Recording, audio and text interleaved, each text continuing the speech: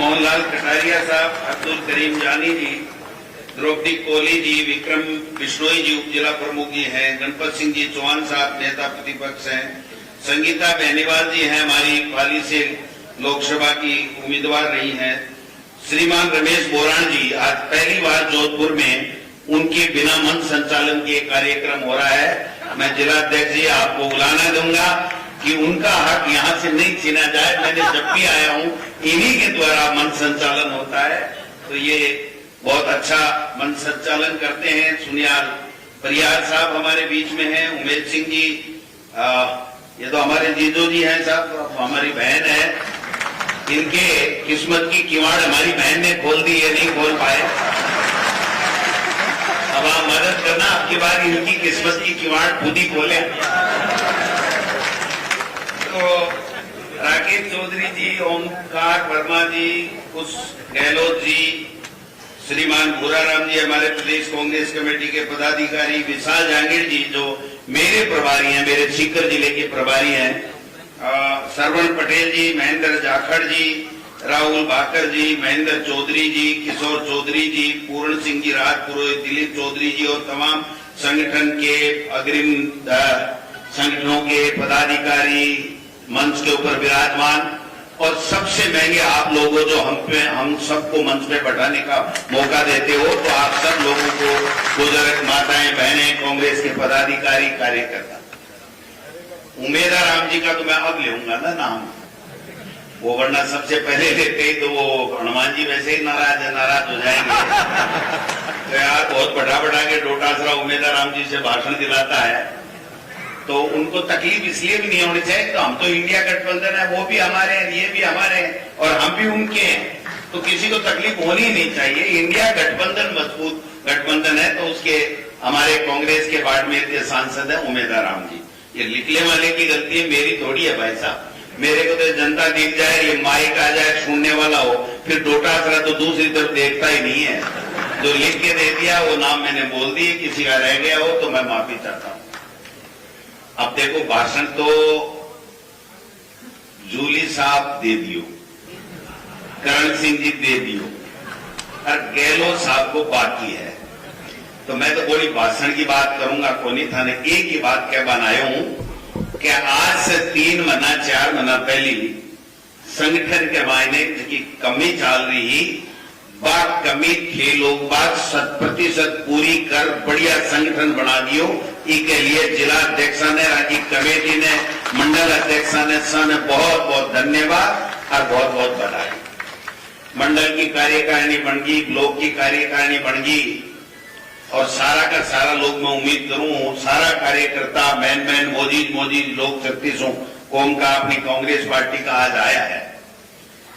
भाषण सब होएगा, लेकिन कहने की बात है कि अब अपने को खड़ा होना पड़ेगा, क्योंकि 11 साल से हम जो तांडव नृत्य देख रहे हैं केंद्र की मोदी सरकार का, सबको कुचलो, मर्जी है जैसे भाषण दो, सरकारी कार्यक्रम में भी कांग्रेस को गाली दो, राहुल गांधी जी की सदस्यता खत्म करो, राहुल गांधी जी को लोकसभा में बोलने मत दो, कोई उनको अपने स्वार्थ का बिल पास कराना है तो 150 सांसदों को बाहर निकाल दो, खड़गे साहब की चाय जब बैठा करके माइक बंद करके इंसल्ट कर दो।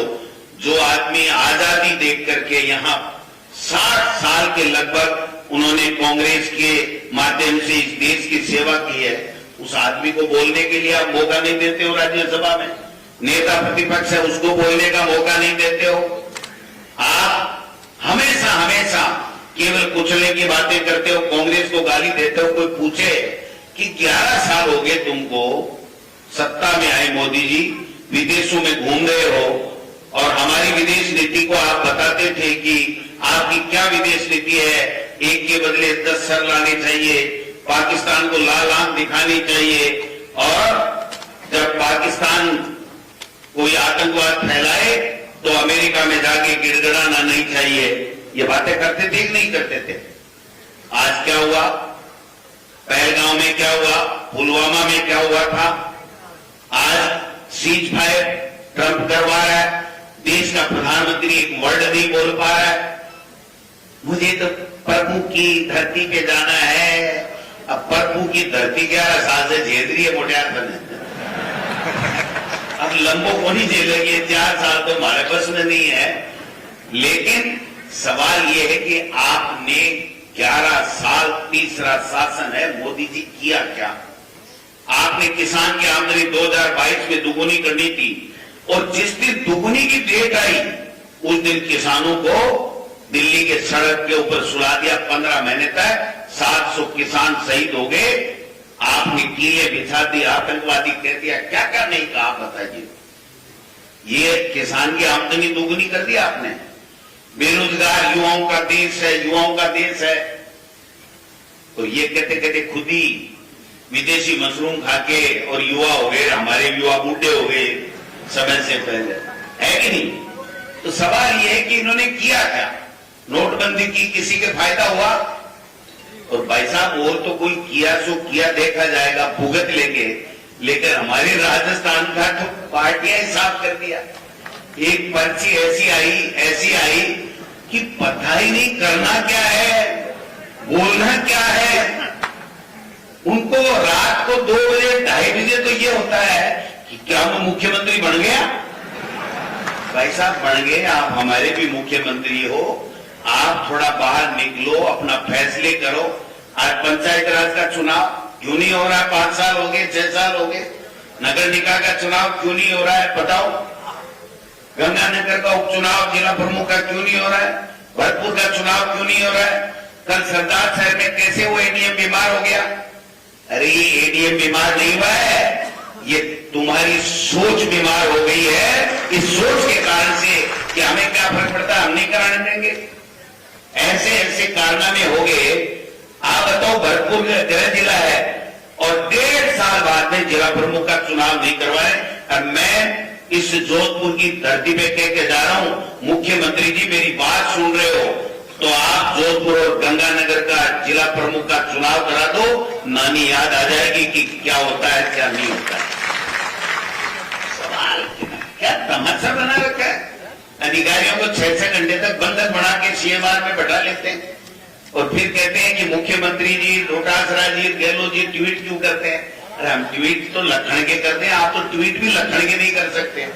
अपने खुद के ट्वीट में अधिकारी माथा पकड़े रहते हैं, वो फोटो तो नहीं डालनी चाहिए ना। अगर मान लो ये 2 भाई सो रहे हैं, अब तो उठ गए,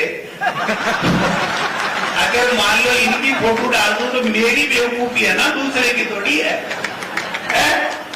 साहब डोटासरा भाषण दे रहा था, 2 आदमी सो रहे थे, तो या तो मेरे में इतनी ऊर्जा होनी चाहिए कि मैंने वो जगा तो मैंने जगा दिया, और या फिर वो फोटो नहीं डालनी चाहिए। इतनी सी बात है, इसके अलावा कुछ नहीं। इसलिए भाइयों, बात एक ही है, इनकी कमी ढूंढो, लेकिन इनकी कमी के साथ साथ हमारी कमी भी ढूंढो।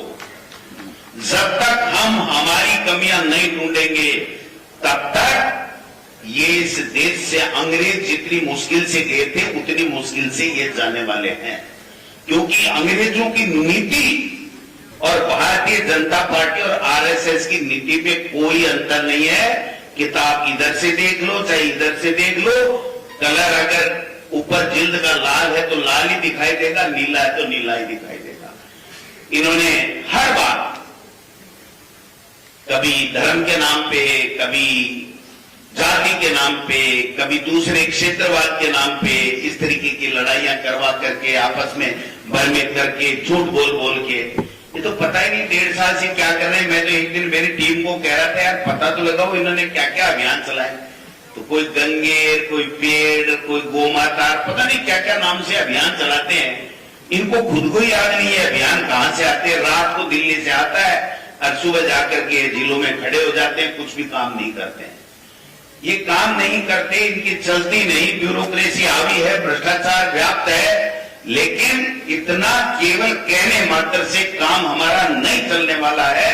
हमारा काम चलेगा हमारे गांव में, वार्ड में, मोहल्ले में, हर तकलीफ तकलीफ सुख दुख में हम लोग कांग्रेस के जो पदाधिकारी बने बैठे हैं, जो मेन कार्यकर्ता बने बैठे हैं, उनको जाकर के पूछना पड़ेगा कि बोल बाबा तेरे तकलीफ क्या है, मैं तेरे लिए आधी रात को खड़ा हूं। जब तक आप गांव और ढाणी में जाकर के लोगों को जगाएंगे नहीं, लोगों के सुख दुख में भागीदार नहीं बढ़ेंगे, इनकी जो सच्चाई है उसको उजागर नहीं करेंगे। कांग्रेस ने क्या योजनाएं लेकर के किस प्रकार से 5 साल में हमने क्या क्या काम किए थे, उन कामों की, उन योजनाओं की क्या दुर्गति हो रही है, ये बात अगर हम नहीं बताएंगे तो सफलता नहीं मिलने वाली है। मैं सच्चे मन से कह रहा हूं, मेरे को ज्यादा पढ़ावटी बातें आती नहीं है और इसीलिए मैं दुख तकलीफ पाता हूं ज्यादातर, क्योंकि मैं सीधा सच कह देता हूं। ये जितने मंच में बड़े नेता बैठे ने, उनसे गहलोत साहब 4-5 बार लड़ लिया हूं, आपको शिकायत भी कर दी होगी इन्होंने कि डोटासरा जी का फोन आता है, मंडल बनाओ, कार्यकारिणी बनाओ, लोगों के बीच में जाओ। अब मैं इस मंच से कहना चाहता हूं, मंडल बन गए, कार्यकारिणी बन गए, लेकिन जिला अध्यक्ष और ब्लॉक अध्यक्ष ब्लॉक की और मंडल की बैठकों में स्वयं जाकर के लोगों की दुख तकलीफ को पूछेंगे। अगर नहीं पूछेंगे तो वो मंडल अध्यक्ष, वो ब्लॉक अध्यक्ष, वो जिला अध्यक्ष गोविंद डोटासरा और राहुल गांधी और खड़गे साहब की टीम में नहीं रहेगा, ये मैं कहना चाहता हूं। अगर हम जोधपुर से और सीकर से, अलवर से अगर शुरुआत नहीं कर सकते तो फिर हमें भाषण देने का कोई अधिकार नहीं है। इसलिए मैं आपसे पहले भी आया था, मैंने कहा था कि हमारी महापौर है, हमारे अच्छे काम हैं, विकास के काम हैं, लेकिन इनके बाद में आने वाले समय में हमारा चाहिए, कब भी चुनाव कराएं, हमें महापौर जोधपुर का चाहिए, हर कीमत पर चाहिए। हमको मेहनत करनी पड़ेगी, हमें जिला परिषद का जिला प्रमुख चाहिए, हमें पंचायत समितियों का प्रधान चाहिए। मेरी एक बात समझ में नहीं आ रही है कि हमारे लोग मान लो जीत गए चाहे हार गए, जब राज नहीं है तो इतना काय में हम व्यस्त हो रहे हैं कि हम हमारे लोगों के बीच में ही नहीं जा पा रहे हैं। क्यों नहीं जा पा रहे हैं? तो इसलिए ये काम करना पड़ेगा। ऐसे बातें करने से, केवल मोदी के खिलाफ भाषण दे दिया, भजनलाल के खिलाफ भाषण दे दिया, इससे अकेला काम नहीं चलने वाला है। मेरा करबद्ध आपसे निवेदन है, अगर इस देश से प्यार करते हो, लोकतंत्र से प्यार करते हो, खड़गे और राहुल गांधी से प्यार करते हो, अशोक गहलोत से प्यार करते हो, इनकी 50 साल की सेवा से प्यार करते हो, तो उठ खड़े हो जाओ और गांव और ढाणी में जाकर के अलग जगह तो कि आने वाले समय में हर चुनाव में कांग्रेस जीतेगी और भारतीय जनता पार्टी को हम भगाएंगे। अगर ऐसा हमने कर दिया तब तो यहां बैठ करके बड़ी बड़ी बातें, आप बताओ कितना बड़ा भवन है, जयपुर में भी नहीं है इतना बड़ा ऑडिटोरियम।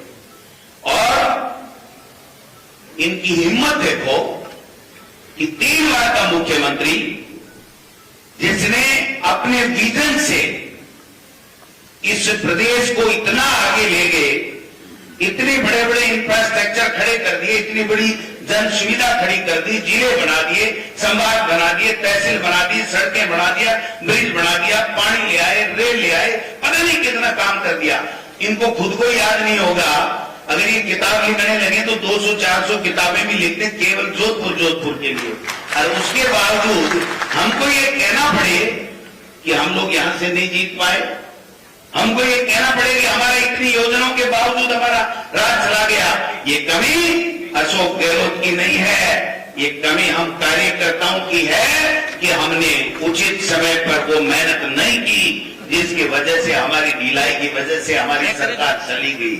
लेकिन वो पश्चाताप अब हमको करना पड़ेगा, उठ खड़े होना पड़ेगा, दोबारा संकल्प लेना पड़ेगा कि जो आन बान और शान इस तिरंगे की है, उसी तरीके से हमारे कांग्रेस पार्टी के आन और शान के लिए हमारे शहीद हो गए।